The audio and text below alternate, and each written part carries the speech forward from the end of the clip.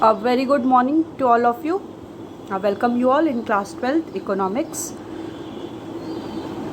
So you know that in the last class we have started a new chapter, that is poverty. Okay. So in this chapter we are going to discuss all these topics that we have discussed in the last class, and we have discussed about the introduction of the poverty. Next we have discussed the meaning of the poverty. Next, who are poor in urban and rural areas. So all these we have discussed in the last classes. So to whom we say that he is a poor, so the people who are not able to fulfill his basic requirement. Okay? So fulfill his basic requirement of life, that is food, shelter, clothes, housing, education. So those people are called as the poor. Okay. So the basic key feature of the poor people are the starvation and the hunger, and they have also they don't have basic education as well as the low skills. That's why they all are have very limited economic opportunity. Okay. So poor in urban and rural areas are differentiated along with their work. So we have discussed in the last class. In today's class we are going to discuss about the poor people characteristics. So what are the different characteristics of the poor people, right? So here the first one is, that is hunger and starvation. So when we talk about the hunger and starvation, so starvation and the hunger are the key features of the poorest household. So अगर हम बात करेंगे starvation और hunger की, तो ये क्या की फीचर है जो पुअरेस्ट हाउस होल्ड है. मतलब अगर वो हंगर हैं, उन्हें प्रॉपर खाना नहीं मिल रहा है, तो ये अगर ऐसी सिचुएशन, एक टाइम हम लोग एजुकेशन हेल्थ को इग्नोर भी कर देते हैं, बट अगर किसी के यहाँ मतलब एक उसके पास प्रॉपर मील नहीं है, एक टाइम का 2 टाइम का, तो वो क्या है, पुअरेस्ट हाउस होल्ड है.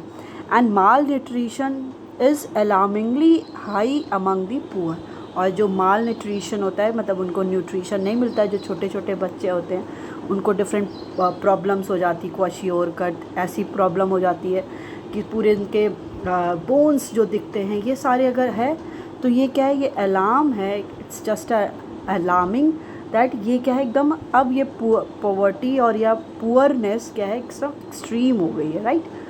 सो this one is the first characteristics of the poor people. Next है यहाँ पे, that is poor health. So poor health, poor are generally physically weak due to ill health. Poor क्या होते हैं, वो generally physically week होते हैं. क्यों? क्योंकि उनके पास प्रॉपर हेल्थ की फैसिलिटी नहीं होती है, डिसेबिलिटी होती है, वो एबल नहीं होते हैं, और सीरियस इलनेस होती है, उनमें सीरियस इलनेस भी फाइंड आउट होती है. There is a high rate of mortality rate among the poor. जो मोर्टिलिटी मतलब डेथ रेट, वो क्या है, बहुत ज़्यादा होती है अमंग दी पुअर, बिकॉज उनके पास क्या है, एक जो बेसिक हेल्थ फैसिलिटीज़ है वो भी उन्हें नहीं मिल पाती है. नेक्स्ट है, that is death trap. So death trap, they borrow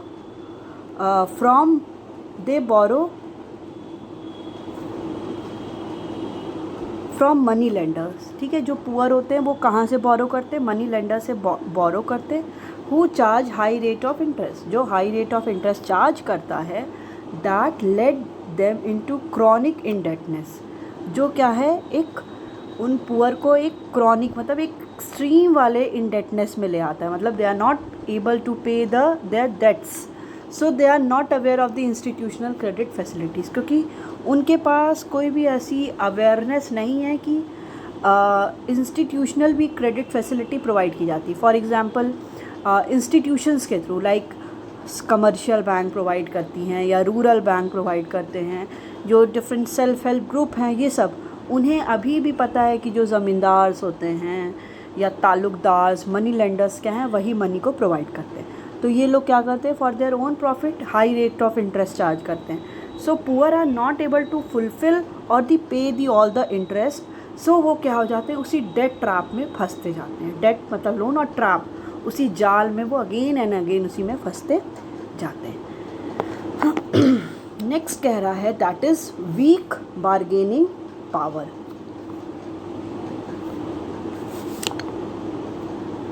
so the poor are highly vulnerable, मतलब जो पुअर होते हैं वो क्या होते हैं, बहुत ही वीक और हेल्पलेस होते हैं।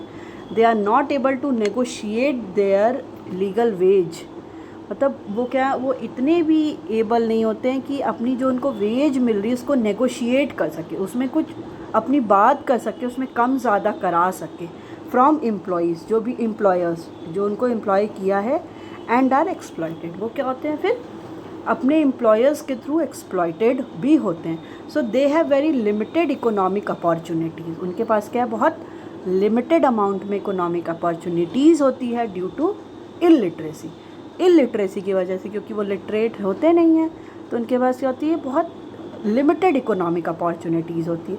So they face unstable unemployment, इसीलिए वो क्या फेस करते हैं, अनस्टेबल एम्प्लॉयमेंट, मतलब उनको कोई स्टेबल एम्प्लॉयमेंट अपॉर्चुनिटीज़ नहीं मिलती है।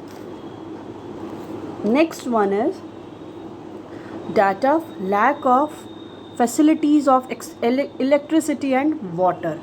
So most poor household do not have access to electricity. Most जो household होते हैं उनके पास इतनी भी फैसिलिटी नहीं होती है कि उनको प्रॉपर इलेक्ट्रिसिटी की फैसिलिटी मिल जाए। Their primary cooking fuel is firewood and cow dung, और उनका जो प्राइमरी फ्यूल होता है जिसके थ्रू वो कुकिंग करते हैं वो क्या होता है, फायरवुड, वही जो लकड़ियाँ मिलती गाँव में, एंड काऊ डंग जो गाय के जो उससे बनती है, काऊ डंग जिसको गोबर से जो बनता है, उसी के थ्रू वो लोग कुकिंग करते हैं।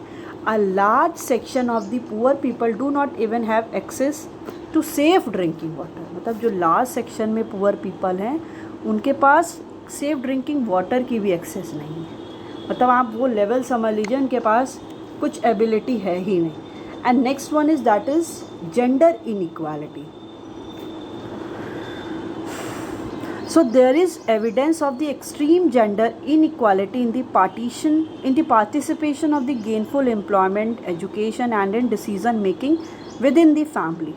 ठीक है, ये एविडेंस है कि एक्सट्रीम जेंडर इनइक्वालिटीज़ भी होती है पुअर में, मेल फीमेल को लेके, बॉयज़ गर्ल्स को लेके, in the participation of the gainful employment, जहाँ पे एम्प्लॉयमेंट हो, गेनफुल एम्प्लॉयमेंट हो, वहाँ के पार्टिसिपेशन में भी जेंडर की इनइक्वालिटी फाउंड होती है। और एजुकेशन में भी, मतलब बॉयज़ को एजुकेशन दी जाती है, गर्ल्स को नहीं।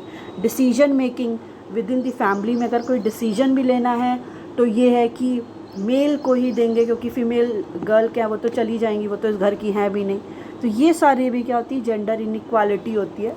सो poor women receive less care, जो पुअर विमेन है वो क्या है, उन्हें लेस केयर मिलती है on their way to motherhood.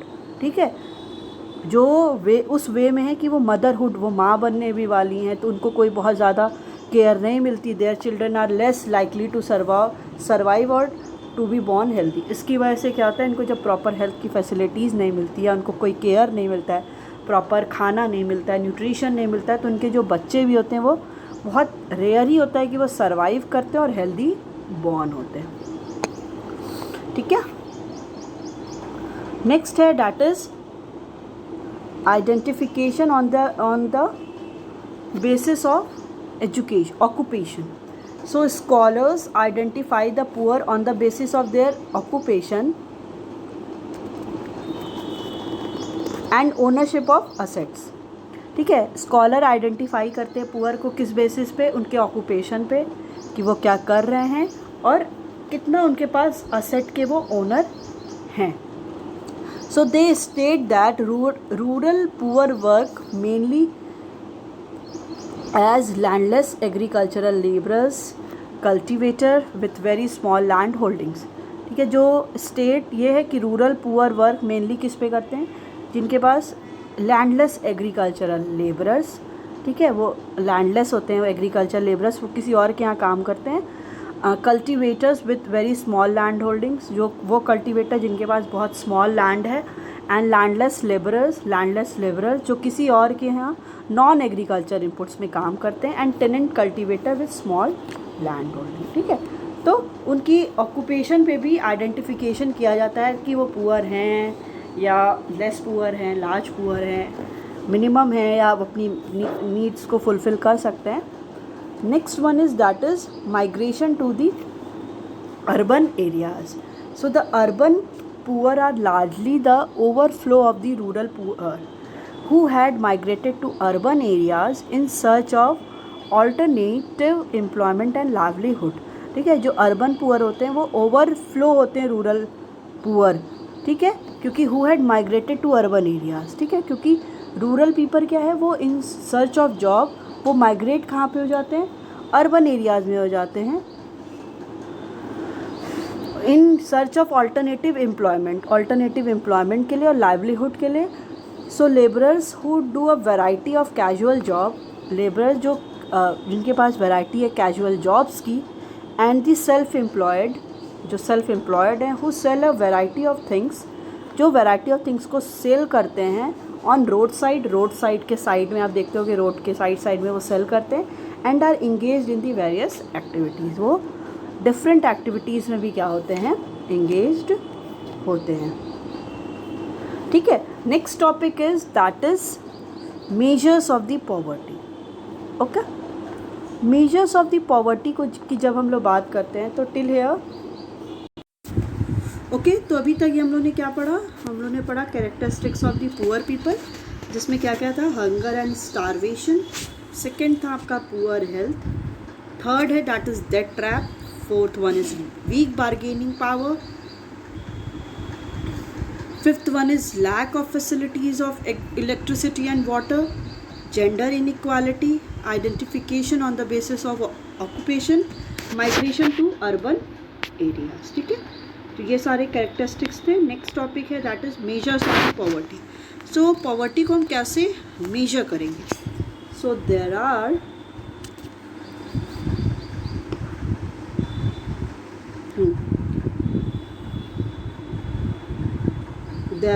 To measures to determine the extent of poverty. Poverty को मेजर करने के लिए टू एक्सटेंट में हम लोग बात करते हैं, that is relative poverty and absolute poverty. Two types की होती है. रिलेटिव पॉवर्टी की बात जब हम लोग करते हैं, तो it refers to the poverty of people in relation to the other people, region और नेशन. ठीक है, जब हम लोग पॉवर्टी की बात करते हैं अपने साथ किसी रिलेशन में, मतलब किसी और पीपल के साथ, मतलब मैं गरीब हूँ या सामने वाला, या किसी रीजन वाइज बात करते हैं कि इस रीजन में लोग ज़्यादा गरीब हैं, उस रीजन में ज़्यादा गरीब हैं.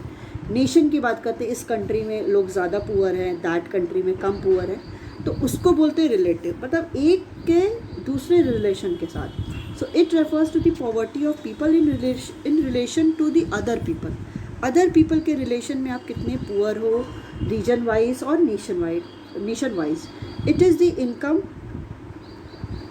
The income position of one group of people in comparison with the other classes. ठीक है, इनकम पोजीशन की बात करते हैं एक ग्रुप का किसी अनदर ग्रुप के पीपल के साथ. So relative poverty compares the inequality of the income. जो रिलेटिव पॉवर्टी होती है वो इनइक्वालिटी इनकम की कंपेयर करती है. असेट ओनरशिप, और कितना ओनरशिप असेट का उनके पास है. So it helps in understanding the relative position of the different groups of the population. तो ये हेल्प करती है कि रिलेटिव पोजीशन किसके समझने की, different groups of the population के डिफरेंट ग्रुप्स की. So relative poverty is also interpreted in terms of inequality of income with in the country.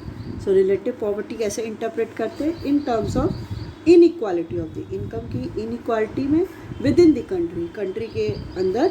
For example in India share of 20% of low income group of people in the national income is barely 8.5%, while that 20% of high income group of people is 46.2%। जैसे हम कैसे relation देखेंगे कि जो 20% of share जो कर रहे हैं, share of 20% people low income group के पीपल में नेशनल इनकम में, वही 8.5%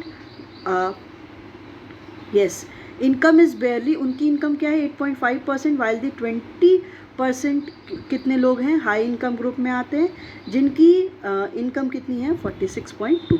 20% लो इनकम के ग्रुप के पीपल है जिनकी नेशनल इनकम 8.5% है। 20% हाई इनकम ग्रुप है जिनकी इनकम 46.2% है। So the concept of Lorentz curve and Gini coefficient are used to measure the relative poverty। आपको याद होगा हम लोग ने क्लास 11th स्टैटिस्टिक्स में लॉरेंस कर्व और ये सब चीज़ें पढ़ी थी। तो जो लॉरेंस कर्व होता है, गिनी कोफिशिएंट होता है, they all are used to measure the inequalities in income, कि जो भी इनकम की इनइक्वालिटी है वो क्यों है। तभी तो आपको याद होगा जैसे हम लोग एक लाइन लेते थे इक्वल डिस्ट्रीब्यूशन की, एक लॉरेंस कर्व, दो लॉरेंस कर्व, ये क्या कहता था, जो जितना ज़्यादा डिफरेंस होगा लाइन ऑफ इक्वल डिस्ट्रीब्यूशन से उतना ज़्यादा क्या होगा कि इनइक्वालिटी इनकम की होगी, और वो जितना ज़्यादा पास होता जाएगा उतनी कम इनइक्वालिटी होगी income. So this is your relative poverty. Next one is that is absolute poverty. So absolute poverty refers to the total number of people living below the poverty line। absolute poverty क्या होती है, total number of people हैं जो poverty line के below हैं, ठीक है, जो poverty line है उसके below जितने people हैं वो सारे absolute में आएंगे। relative में आएंगे कि एक का relation हम दूसरे के साथ देख रहे हैं, उनके comparison में हम देख रहे हैं कि हम लोग लो इनकम ग्रुप हैं कि हाई इनकम। सो इन डिफाइनिंग पॉवर्टी लाइन, जब पॉवर्टी लाइन को डिफाइन करते हैं, a standard is fixed in terms of minimum level of consumption. ठीक है, एक स्टैंडर्ड फिक्स कर दिया जाता है कि मिनिमम लेवल कंजप्शन का कितना है। So absolute poverty refers to a situation, absolute poverty वो सिचुएशन को रेफर करती है when a person is unable to meet his minimum consumption level. ठीक है, हम पॉवर्टी को मेजर करेंगे तो इसमें क्या है, किसके थ्रू मेजर करते हैं, मिनिमम लेवल ऑफ कंजप्शन, कितना वो मिनिमम लेवल है उनका कंजप्शन का। So absolute poverty refers to a situation, वो सिचुएशन जब पर्सन क्या है वो अनेबल है अपनी मिनिमम कंजप्शन लेवल को फुलफिल करने के लिए, कि वो उनको कंजप्शन के लिए उतना भी नहीं मिल रहा है। So this is absolute poverty.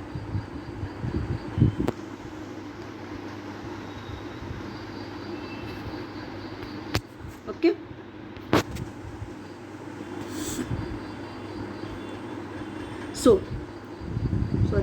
so poverty line refers to that line, poverty line वो line है which expresses per capita average monthly expenditure incurred by the people to satisfy their minimum needs। ठीक है, poverty line वो line है जो express करती है per capita average monthly expenditure, कि पर इंडिविजुअल उनकी मंथली कितना एक्सपेंडिचर है इनकर्ड बाय द पीपल जिसको कर रहा है to satisfy their minimum needs, अपनी नीड्स को फुलफिल करने के लिए। So in India a person who spends 1816 on consumption in rural areas, जो 816 रुपीज़ अपने कंजप्शन पे कर रहा है रूरल एरियाज़ में, और 1000 जो अर्बन एरियाज़ में कर रहा है, are treated as the below the poverty line. उनको क्या है, बिलो दी पॉवर्टी लाइन लिया जाएगा, क्योंकि मिनिमम कैलोरी के भी थ्रू मेजर किया जाता है कि रूरल और अर्बन में। तो रूरल में जो कैलोरी है वो कितनी है 2400 कैलोरी, और अर्बन में कितना है 2100 calorie. It is explain by the planning commission ने एक्सप्लेन किया था। So in India nearly 20% of the country's population is absolutely poor. मतलब अगर हम लोग कंट्री में बात करेंगे इंडिया में, तो 20% कंट्री की पॉपुलेशन वो है जो एब्सोल्यूटली मतलब एक्सट्रीम लेवल पे वो पुअर ही उनको बोलेंगे। नेक्स्ट टॉपिक जो है वो थोड़ा सा सिंपल भी है और थोड़ा सा न्यूमेरिकली टर्म्स में भी एक्सप्लेन किया है. So the question is, the topic is here, how the poor people identify, कि हम पुअर पीपल को आइडेंटिफाई कैसे करते हैं. So to solve the problem of poverty we need to find viable and sustainable strategies to address the causes of poverty and design schemes to help the poor out of their situation. So problem क्या है? Problem जो भी poverty के उसको solve करने के लिए एक सस्टेनेबल एक स्ट्रैटेजी लिया गया था to address the causes of poverty, कि क्या है causes of the poverty, and design schemes to help the poor out of their situation. और वो स्कीम्स को डिज़ाइन किया गया था इसलिए कि पुअर को उस सिचुएशन से हम निकाल सकें. So however for these scheme to be implemented the government needs to be take identify who the poor are. तो अब इस स्कीम को इम्प्लीमेंट करने के लिए गवर्नमेंट को सबसे पहले ये आइडेंटिफाई करना पड़ेगा कि पुअर है कौन. हम किसको बोलेंगे कि ये पुअर है और इसको बोलेंगे कि ये पुअर नहीं है, कुछ तो उसके लिए पैरामीटर लेके चलेंगे. So for this there is need to develop a scale to measure poverty. अब इसके लिए एक स्केल और एक पैरामीटर को लेके चलना पड़ेगा जिससे हम पॉवर्टी को मेजर कर सके. And the factors that make up the criteria for this measurement and mechanism need to be carefully chosen. And the factor जो इसका क्राइटेरिया को मेजर मेक करेगा, बनाएगा for this measurement and mechanism need to be carefully chosen. और जो भी mechanism है वो हमको क्या करना है, क्लियरली चूजन करना है. So after that topic the next topic is how the poor people identify. Okay, अब नेक्स्ट टॉपिक ये आता है कि अगर हम बात करते हैं इंडिया में कि पुअर पीपल किसको कहेंगे, मतलब हम कैसे पुअर पीपल को आइडेंटिफाई करेंगे. इसको कहेंगे कि ये पुअर है, इसको बोलेंगे ये पुअर नहीं है. Okay, so here it is written that to solve the problem of poverty we need to find viable and sustainable strategies to address the causes of poverty and design schemes to help the poor out of their situation. However, for these schemes to be implemented, the government needs to be able to identify who the poor are. For this, there is need to develop a scale to measure poverty and the factors that make up the criteria for this measurement or mechanism need to be carefully chosen. Okay? तो इसमें कह रहा है कि अगर ये problem जो है पॉवर्टी की इसको सॉल्व करना है तो we need to find a viable and sustainable strategies. हमें कोई ऐसी सस्टेनेबल स्ट्रैटेजीज़ को एडॉप्ट करना होगा to address the causes of the poverty. उसको ये बताने के लिए कि what are the different causes, poverty के कॉजेज़ क्या हैं, and designs schemes to help the poor out of their situation. और हमें स्कीम्स भी बनानी पड़ेगी जिससे क्या होगा कि हम पुअर को उस सिचुएशन से क्या करें, हेल्प कर सके, कि वहाँ से हटा सके. So however for these schemes to be implemented the government needs to be able to identify who the poor are. अब गवर्नमेंट को अगर स्कीम्स बनाना है, ठीक है, गवर्नमेंट ने स्कीम्स बनाया. अब ये मैटर होता है कि गवर्नमेंट चलिए स्कीम्स बना ली, बट उन स्कीम्स को गवर्नमेंट किस पे एग्जीक्यूट करेगी, किसको वो बोलेगी कि कौन पुअर है, किसको बोलेंगे कि पुअर नहीं है. इस केस में क्या है, सबसे पहले we need to identify who the poor are, कि कौन पुअर है. So for this there is need to develop a scale to measure poverty. तो इस केस में क्या है, ये एक स्केल डेवलप करने की ज़रूरत है कि पॉवर्टी को हम मेजर कर सके. And the factor that make up the criteria for this measurement और mechanism need to be carefully chosen. अब इसके लिए कोई भी कौन सा स्केल लेंगे पॉवर्टी को मेजर करने का, और कैसे फैक्टर्स होंगे जो मेकअप होंगे क्राइटेरिया फॉर दिस मेजरमेंट और mechanism, it's need to be carefully chosen. उसको क्या करना है, केयरफुली हमें चूज़ करना है.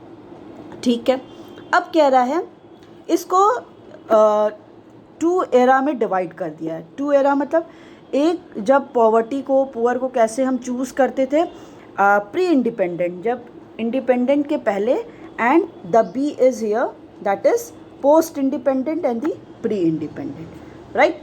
सो in the pre independent India, first वाला A, that is A, Dadabhai Naoroji was the first to discuss the concept of a poverty line.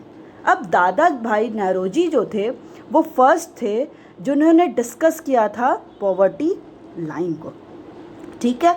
मतलब कोई तो किसी भी कंसेप्ट को एक्सप्लेन करने के लिए स्टार्ट किया था, तो पॉवर्टी लाइन को मेजर करने के लिए, उस कंसेप्ट को जानने के लिए, डिस्कस करने के लिए दादा भाई नौरोजी थे, उन्होंने स्टार्ट किया था। So he use the menu for a prisoner. अब यहाँ पे दादा भाई नौरोजी ने पॉवर्टी लाइन को मेजर करने के लिए ये देखा कि हम किसको बोलेंगे कि पुअर है और ये पुअर नहीं है, ठीक। So he use the menu for a prisoner. उन्होंने कहाँ से स्टार्ट किया, जो प्रिजनर्स होते हैं, जो जेल में बंद होते हैं, प्रिजन्स में होते हैं, उनके मेन्यू को लिया। ये बात होती है कि जो भी प्रिजनर्स होते हैं, जेल में जो होते हैं, उनको उनकी जो भी डाइट का प्रॉपर, जितनी उनकी डाइट है, उनको पूरा खाना मिलता है, ये पता है। क्योंकि उस केस में अगर हम लोग बात करते हैं, तो अगर हम लोग उस सोसाइटी की बात करते हैं, पीपल की बात करते हैं, तो they are not able to have the sufficient food for the day, ठीक है। बट अगर हम लोग बात करते हैं प्रिजनर्स की, तो उन्हें उनके हर एक दिन में उनको जितने खाने की ज़रूरत होती है, उनको उतना सफिशिएंट अमाउंट में मिलता ही मिलता है।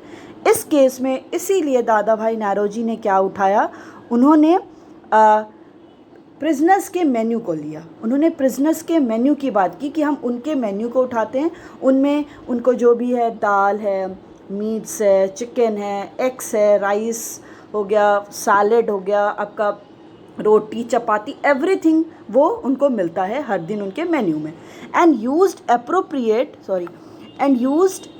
appropriate prevailing prices to arrive at what may be called jail cost of living।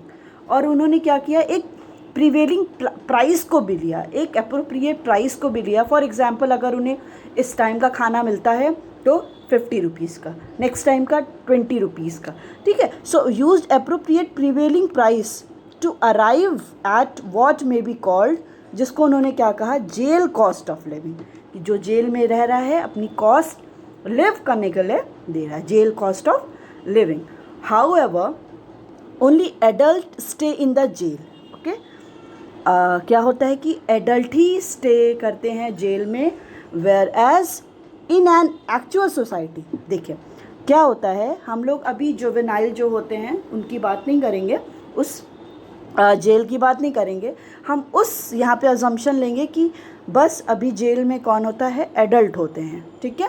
But in actual society, हम लोग जब एक्चुअल सोसाइटी की बात करते हैं तो वहाँ पे चिल्ड्रन भी होते हैं, ठीक है। So they are children too, he therefore appropriately adjusted this cost of living to arrive at the poverty line, ठीक है। तो उन्होंने इसको अप्रोप्रिएटली एडजस्ट किया कॉस्ट ऑफ लिविंग को, कि जो पॉवर्टी लाइन तक उसको हम लोग अराइव कर सके, जैसे पॉवर्टी लाइन हमें पता चल सके। सो for this adjustment he assumed that 1/3 population consisted of the children and half of them consumed very little, ठीक है। उन्होंने ये अज्यूम किया कि किसी भी सोसाइटी में कि 1/3 क्या है, अगर कोई भी सोसाइटी में 1/3 पॉपुलेशन किसकी है, चिल्ड्रन की है, ठीक है। And half of them consumed very little, और उस 1/3 का भी जो हाफ था, हाफ ऐसे बच्चे थे जो क्या थे, वो बहुत कम खाते थे, और हाफ ऐसे थे जो जिनकी एडल्ट की हाफ डाइट थी। So this is how he arrive the factor of the 3/4। जैसे उनको 3/4 ये जो देख रहे हैं आप लोग, 3/4 फुल, अगर कोई भी इंडिविजुअल बाहर की सोसाइटी में जो रह रहा है, उसको जो भी एडल्ट जेल में है उसका 3/4 भी खाना उसको मिल रहा है, तो हम उसको बोलेंगे कि वो पॉवर्टी लाइन के ऊपर है। अगर उसको 3/4 भी खाना किसी भी जो भी प्रिजनर्स है उसका नहीं मिल रहा है, तो वो क्या है, वो पॉवर्टी लाइन के नीचे है, ठीक है। तो यहाँ पे बेसिकली यही है। फिर पोस्ट इंडिपेंडेंट में बहुत सारे टास्क फॉर्म हो गए थे, जिसमें आपका बात करते हैं स्टडी ग्रुप था, आपका टास्क फोर्स प्रोजेक्शन था, मिनिमम नीड्स है कंजप्शन को फुलफ़िल करने के लिए। तो ऐसे बहुत सारे टास्क फोर्स बने थे जो उनकी बेसिक नीड्स को फुलफ़िल कर रहे थे, और उसके अकॉर्डिंग देखा जा रहा था कौन पुअर है, और उनको उसके अकॉर्डिंग डिफरेंट इम्प्लीमेंटेशंस भी प्रोग्राम्स के हो रहे थे।